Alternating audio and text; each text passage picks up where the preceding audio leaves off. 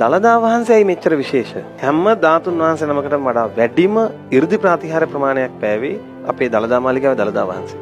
ඒකයි අපිට විශේෂ. බුදු මුවින් 84000ක් ධර්මස්කන්ධය වදාළනේ.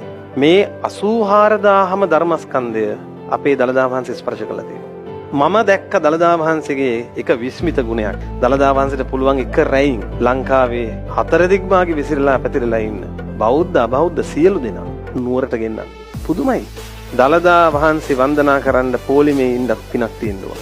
දළදා වහන්සේ වන්දනා කරගන්න කියලා ගෙදරින් එළියට එන්නත් පිනක් තියෙන්න ඕන. දළදා වහන්සේ වන්දනා කරගන්න බැරි වුණත් ඒ වන්දනාවට ය아가න්න බැරි වුණත් ඒ ගැන අහලා හිත පහදව ගන්න පවා පිනක් තියෙන්න ඕන. ඒ නිසා දළදා වහන්සේ බැහැ දකින්න යන්න. කිහින් හැරිලා ඉන්න උනත් කමක් නෑ. ගිහිල්ලා දළදා වහන්සේ දැක ගන්න ලැබුණොත් කවර කතාවද?